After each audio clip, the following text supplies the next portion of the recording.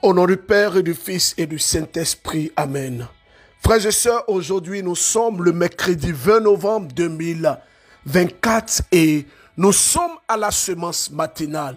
Depuis hier, le Seigneur est en train de nous instruire sur un thème tellement important que je te demande de ne pas manquer cette semence matinale. Le thème est le mystère des autels. Frères et sœurs, l'autel c'est quoi? L'autel est un lieu hautement spirituel. Mais comment comprendre les autels? Comment est-ce que nous pouvons comprendre et expliquer la notion des autels? Je vous ai dit hier que nous allons entendre des choses que peut-être il se peut que nous n'ayons jamais entendu cela. L'autel est un lieu d'adoration. Déjà, il faut savoir que l'autel est un lieu spirituel qui permet aux esprits d'entrer en relation avec le monde physique. Frères et sœurs, il faut que nous puissions comprendre que dans la vie et dans certains lieux, des autels sont bâtis sans même que nous ayons connaissance de l'existence de ces autels et de leur importance. Est-ce que vous savez que tout homme occulte et spirituel, pour invoquer les génies, les esprits, peu importe son rang et grade, il se doit obligatoirement d'établir un autel. Oh frères et sœurs, l'autel, c'est une porte spirituelle. L'autel est terrible. Oh frère, écoute-moi. Écoute-moi très bien. Il y a des autels dans toutes les villes. Il y a des autels dans tous les pays.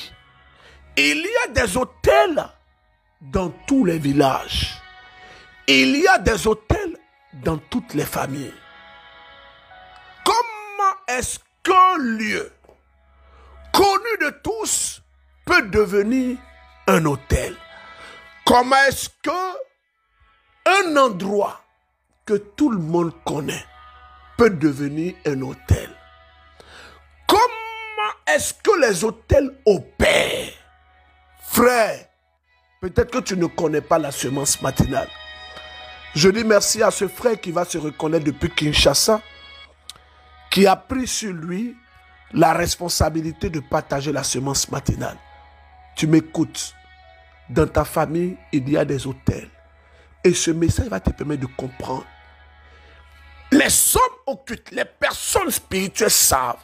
Le féticheur, le marabout, le devin, toutes ces personnes savent que pour que les esprits entrent en relation, il faut un autel. Et les autels, quand on parle des autels, d'autres pourront dire, mais où est-ce que vous êtes quitté avec ce message? Apocalypse chapitre 6, verset 9. Quand il ouvrit le 5e sceau, je vis sous l'autel les âmes de ceux qui avaient été immolés à cause de la parole de Dieu et à cause du témoignage qu'il avait rendu. C'est bon? On continue. Apocalypse chapitre 8, verset 3. Et à un autre ange, et se tint sur l'autel, ayant un encensoir d'or, on lui donna beaucoup de parfums, qu'il les offrit, pour, avec les prières, et tout laisser sur l'autel d'or qui est devant le trône. Écoutez-moi très bien. La réalité des autels, ça n'a pas commencé sur la terre. Les autels ont été déjà établis au ciel. Le livre de l'Apocalypse, Apocalypse veut dire révélation.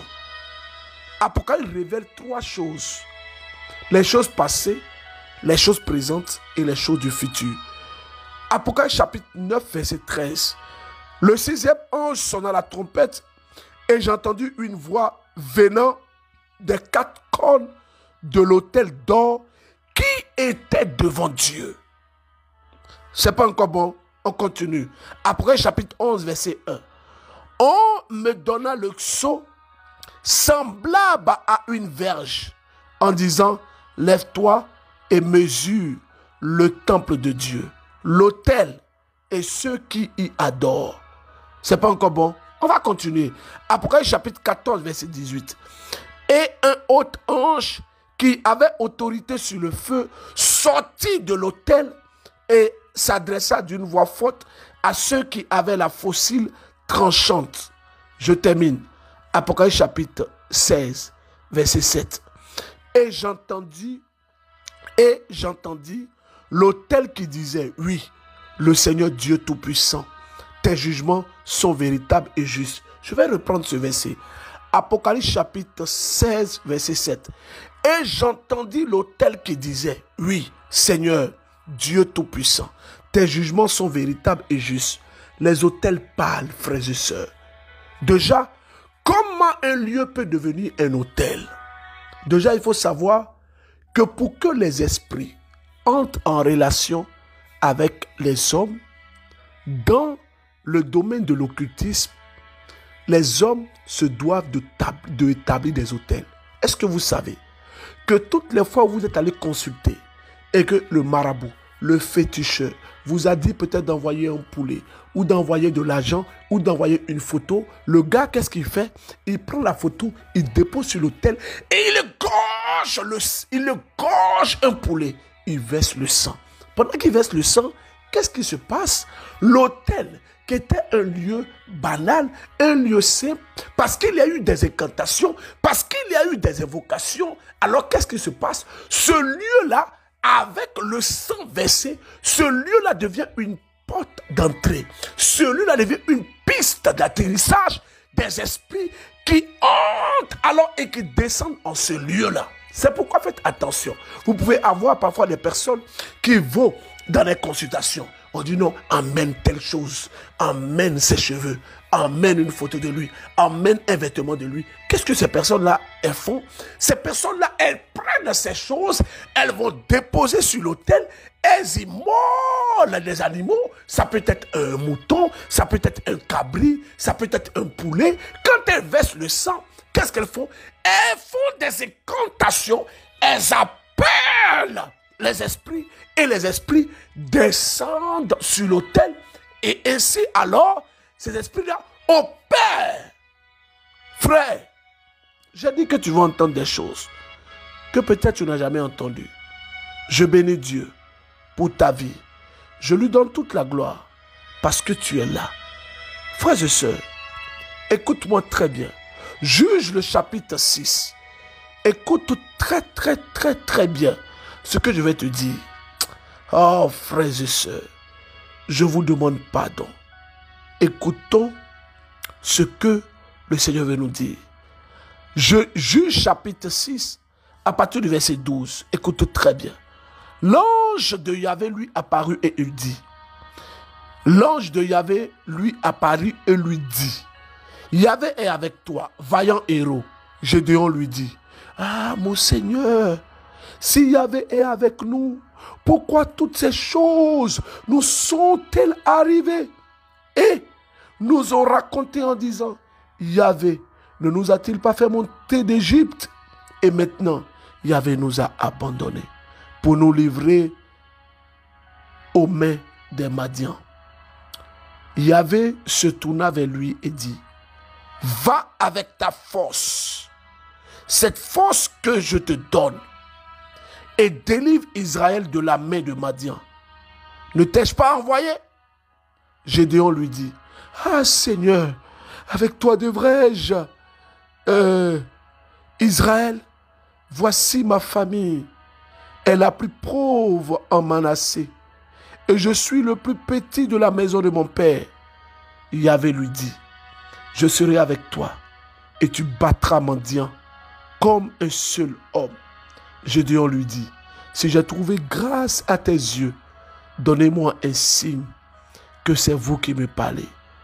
Ne vous éloignez point d'ici jusqu'à ce que je revienne auprès de vous et que j'apporte mon offrande et que je dépose devant vous.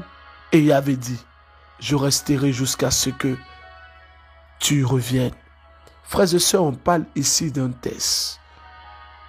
D'un test, Yahvé notre Dieu donne des instructions à Gédéon.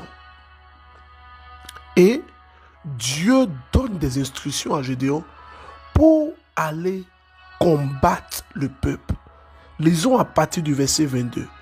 Gédéon vit que c'était l'ange de Yahvé et Gédéon dit, malheur à moi Seigneur, Yahvé, car j'ai vu l'ange de Yahvé face à face. Yahvé lui dit, sois en paix, ne crains point, tu ne mourras pas. Le verset 24, écoutez bien, mini doto aya commande ala commande mais nkai sabari comment mimbe feka foni aya famo.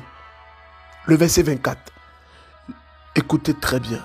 Le verset 23, Yahvé lui dit, sois en paix, ne crains point, tu ne mourras pas. Le verset 24, Gédéon bâtit là un autel à Yahvé et il appela Yahvé Shalom. Cet autel existe encore aujourd'hui à Elphra d'Abiézer. Cette nuit même, Yahvé dit à Gédéon, écoutez bien, prends le jeune taureau de ton père et le second taureau de 7 ans, renverse l'autel de Baal qui est à ton père et coupe l'Achéra qui est auprès. Tu bâtiras ensuite au sommet de cet autel fort un autel à Yahvé, ton Dieu, et tu le disposeras. Tu prendras le second taureau et tu offriras en holocauste avec le bois et la chéra que tu auras coupé. Frères et sœurs, écoutez-moi très bien. Je vais vous lire 2 versets. S'il vous plaît, écoutez. Le verset 27. Gédéon prit 10 hommes parmi les serviteurs et exécuta ce que Yahvé lui avait dit. C'était dans la nuit. Écoutez bien. Mais comme il n'osait le faire de jour, par crainte de la maison de son père et des gens de la ville, il le fit de nuit. C'est-à-dire que dans la nuit, Gédéon a cassé l'autel de Baal. Baal, c'est un génie, je caricature comme ça, une divinité païenne que son père servait en étant à Madian. Et son père, qui était fils d'Israël, que Dieu avait montré sa gloire, mais il avait bâti cet autel-là. Écoutez-moi bien, le verset 28. Alors Gédéon a cassé l'autel dans la nuit. Dans la nuit, Dieu dit, Gédéon, autel de fétiche là, casse ça. Et le verset 28, écoutez bien.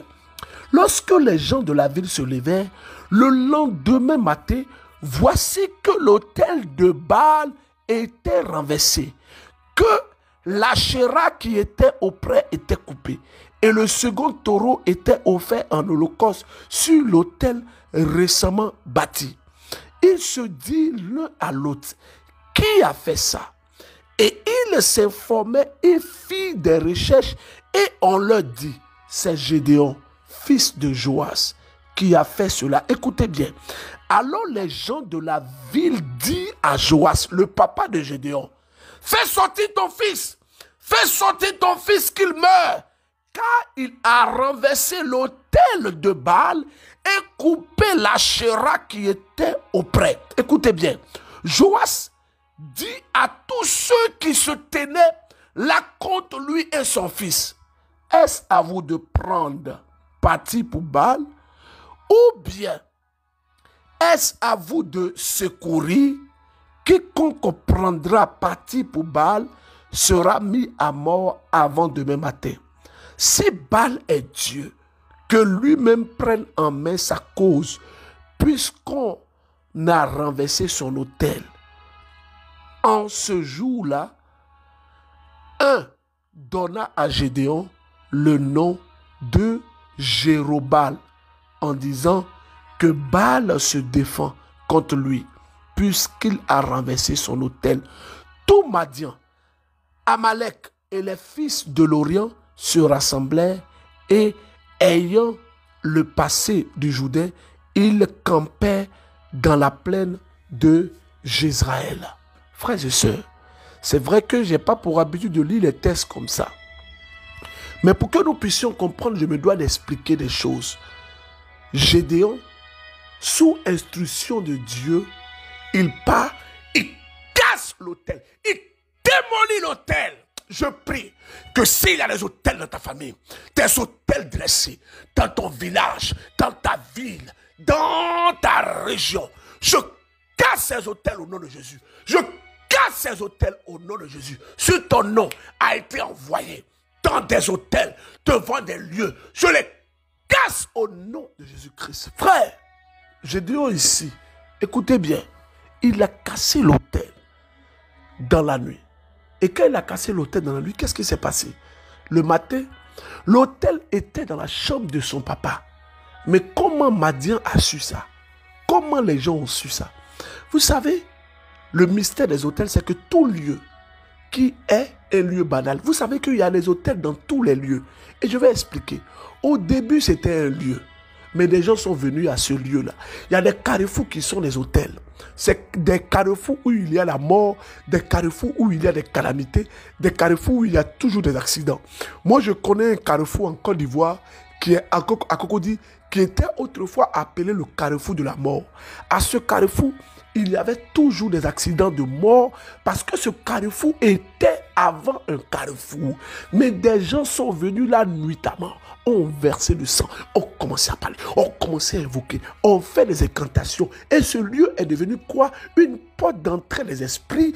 Et ce lieu a été baptisé le carrefour de la mort. Il y avait toujours des accidents. Et quand il y a des accidents là, soit c'est 1 ou 2 ou 3 morts. Et des hommes spirituels sont venus en ce lieu, ont prié, ont cassé, ont renversé l'autel et ont baptisé ce lieu-là comment? Le carrefour de la vie. Depuis lors, il n'y a plus de mort en ce lieu. Frères et sœurs, regardez dans votre histoire, regardez dans votre famille. Il y a un lieu où on fait des sacrifices. Il y a un lieu où on immole. Peut-être que vous ne le faites pas aujourd'hui. Peut-être que vous ne le faites plus maintenant. Mais ouvre les yeux. Avant toi, les gens ont fait ça. Les gens ont bien fait ça même. Ils ont bien célébré ça. Frère, je casse tous ces autels-là au nom de Jésus-Christ.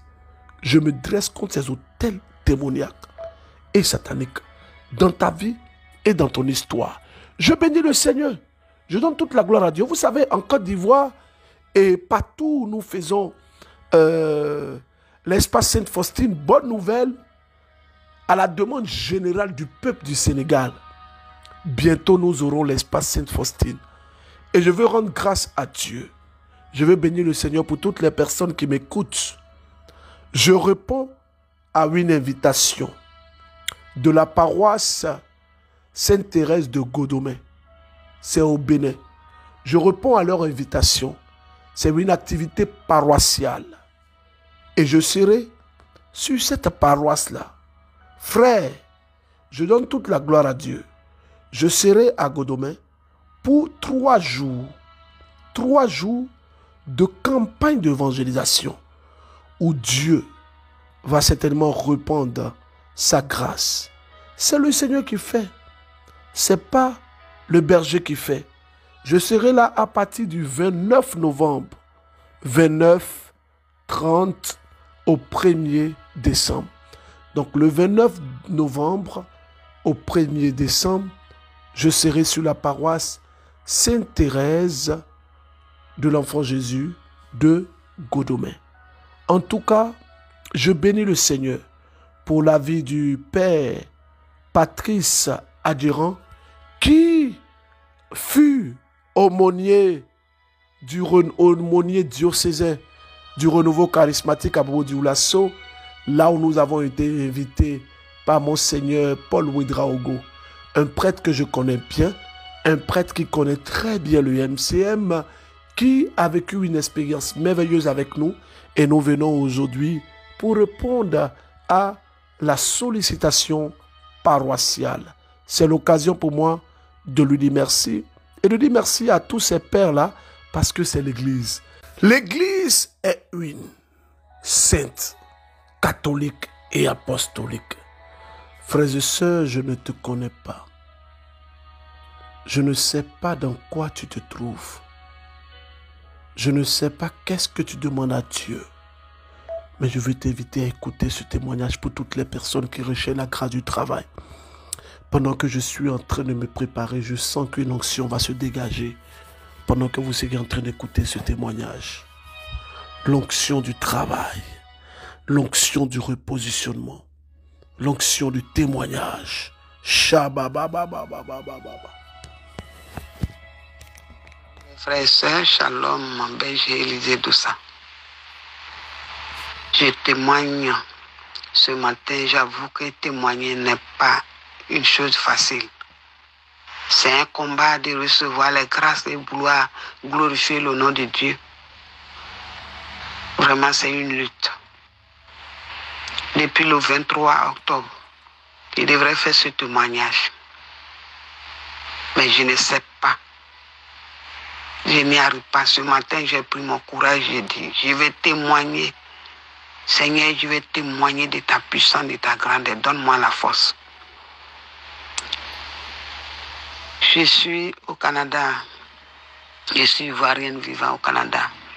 J'étais venue pour 6 mois. Donc je devrais rentrer depuis juillet. Et n'ayant pas trouvé de garderie pour mon petit-fils, pour qui j'étais venu, j'ai décidé de rester un peu en attendant de trouver la garderie. Et la puissance de Dieu a fait que j'ai lancé les dossiers sans espoir de visa temporaire et je l'ai obtenu en moins de 2 mois. Et Dieu n'a pas fini d'opérer ces miracles. Il y a eu le visa temporaire, l'assurance, il fallait trouver du travail. Je vous épargne toujours des détails. Et un matin, le mercredi précisément, dans le mois d'octobre, le berger a dit que ce mois d'octobre-là, beaucoup vont témoigner d'avoir eu du travail. J'ai saisi cette opportunité, j'ai saisi cette parole et j'ai dit gloire à toi, Seigneur. Je fais partie de ceux qui vont travailler dans le mois d'octobre. Un peu âgé, ne connaissait pas trop l'accent et autres. J'ai dit, mais je me lève et j'ai pris la prière inspirée partie 2. J'ai mis l'écouteur dans mon oreille, je suis sorti avec 5 CV. J'ai visé des sociétés, je vais aller déposer. N'ayant pas d'espérance, je suis allé, j'ai frappé à une porte. La première porte que j'ai frappée, c'était juste un supermarché pour payer une enveloppe et puis même mes CV. Et quand j'ai demandé, je veux une enveloppe qui peut contenir un CV, il m'a dit, donne-moi le CV, je vais voir.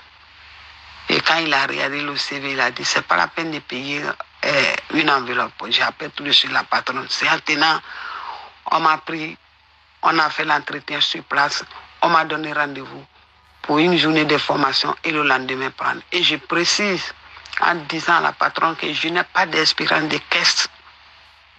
Mais je connais un peu, mais je n'ai pas l'espérance de caisse. La caisse que moi j'ai faite est différente de la caisse d'un supermarché. Elle dit, il n'y a pas de problème, tu peux venir. Et je suis venu. En 3 jours, j'ai eu la formation et j'ai commencé à travailler depuis le 23 octobre 2024. Je viens rendre gloire à Dieu, je bénis le nom de Dieu, je loue sa puissance. Et je dis merci à Dieu pour la vie du berger Élisée Doussa. Et le Seigneur continue de veiller sur lui, le Seigneur le protège. Merci, maman. Vous savez, c'est avec beaucoup de larmes que j'écoute ce témoignage en même temps que vous. Oui, c'est avec des larmes aux yeux. Maman, merci beaucoup. Merci. Akwe, Paonigram, que Dieu vous bénisse. Que sa grâce soit sur vous. Oh Jésus. Oh Jésus. Ah Seigneur, merci. Merci Jésus. Merci. Merci. Shalom, shalom, MCM, le groupe MCM. J'espère vous retrouver en bonne santé, frère Berger, et votre équipe. J'espère que la famille se porte à merveille. Je suis une sœur de Togo. Je viens demander à ce que vous m'aidez. MCM Togo, MCM, le frère Berger, de m'aider à remercier le Seigneur pour tous ses bienfaits dans ma vie. Je connais MCM par le bien d'une sœur. En octobre 2023, Dieu a fait beaucoup de choses dans ma vie. Il m'a opéré plusieurs dons, plusieurs grâces que je vais énumérer, que certains, sinon je serai très long. Le Seigneur m'a guéri de l'hépatite C. J'ai souffert de cette maladie pour plus de 10 ans. Et c'est seulement, hier seulement, je suis allé à l'hôpital. J'ai suivi un traitement de 3 mois. Et hier, j'ai fait le contrôle. Hier, le contrôle a révélé que je n'ai plus l'hépatite C. Je rends grâce à Dieu.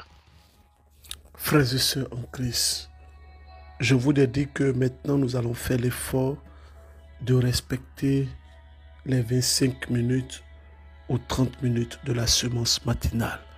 Je vous l'avais dit, Côte d'Ivoire. Jésus est l'architecte de ma vie. Il a commencé, oh. C'est que moi je sais, c'est qu'il est l'alpha et l'oméga. Alpha c'est le commencement, oméga c'est la fin. S'il a commencé, forcément il va terminer. Il a commencé, oh. Je suis une sœur de la Côte d'Ivoire. Je suis ivoirienne et je vis en Côte d'Ivoire. Je viens témoigner à la gloire du Dieu Tout-Puissant. Je salue le berger Élisée Dossa. Je lui dis vraiment merci pour toutes ces prières qu'il fait pour nous. Que Dieu lui donne toujours la force et le courage de toujours prier pour nous. J'ai connu la semence matinale par le biais de ma tante. Et durant la neuvaine, j'ai prié pour la grâce du travail. Je priais toujours, j'ai même fait la demande de messe pour la grâce du travail. Et j'écoutais tous les jours la semence matinale. C'est ma petite soeur qui m'envoyait toujours les audios et j'écoutais toujours la semence matinale chaque matin. Et je priais avec. Je priais toujours avec. Et hier dimanche, les résultats sont sortis.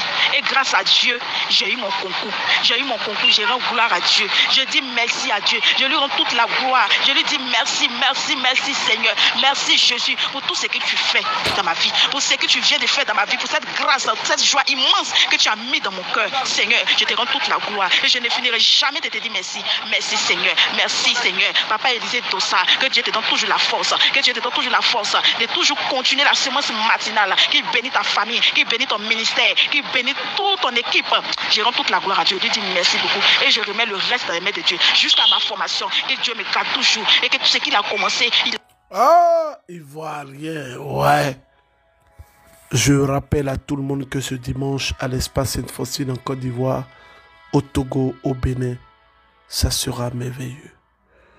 Oui, ça sera merveilleux. Parce que le Dieu que nous prions est fidèle.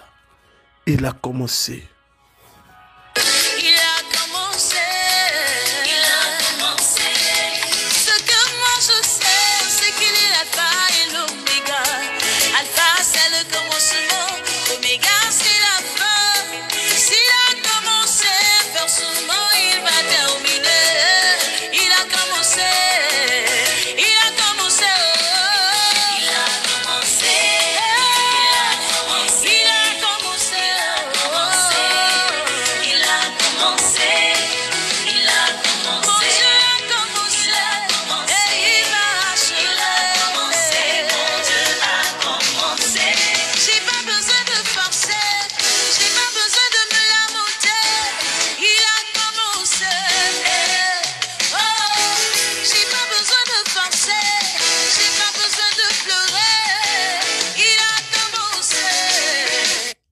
Frères et sœurs en Christ, toi qui m'écoutes depuis le Bénin, fais tout pour être à cette transformation divine.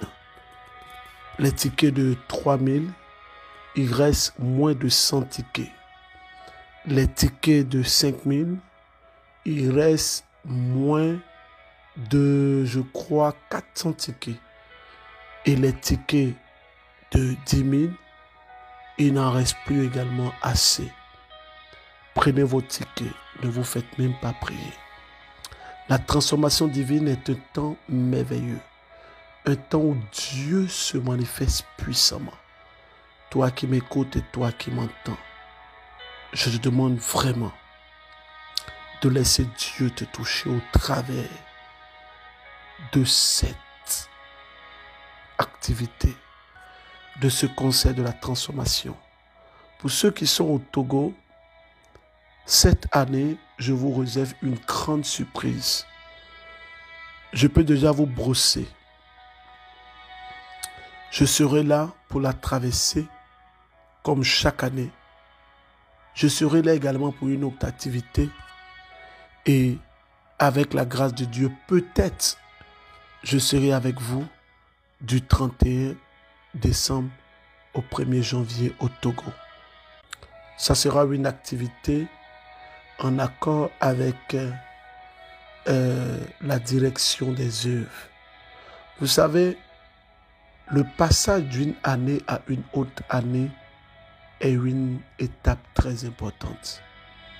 Moi, je connais comme ça des personnes qui passent la nuit dans des bars, dans des maquis. La manière dont tu passes ce passage compte. Donc, soyez à l'écoute. Nous allons mettre tout en œuvre pour que le 31, le passage du 31 au 1er, se passe avec le Seigneur. Je vous demande de méditer aujourd'hui 2 chapitres. Et il y a une maman qui m'a dit que berger, grâce à vous maintenant, j'arrive à méditer la parole de Dieu. J'ai dit, maman, c'est vrai, hein, mais je ne pense pas que ce soit grâce à moi. Non, je ne pense pas que ce soit grâce à moi. Moi, je dirais que c'est la grâce de Dieu qui nous permet cela. Frères et sœurs, je vous demande de méditer Apocalypse chapitre 16. Apocalypse chapitre 16.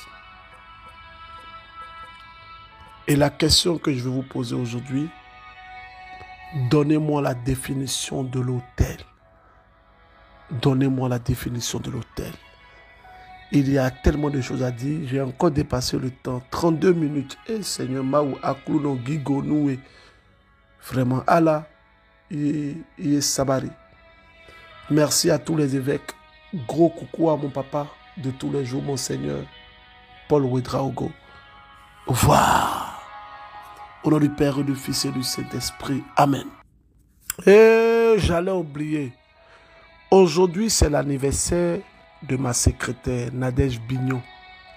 Et je rappelle à tout le monde que demain, c'est l'anniversaire de maman Sylviane Dossa. Maman Sylviane Dossa, joyeux anniversaire par anticipation. C'est gâté demain. Au revoir.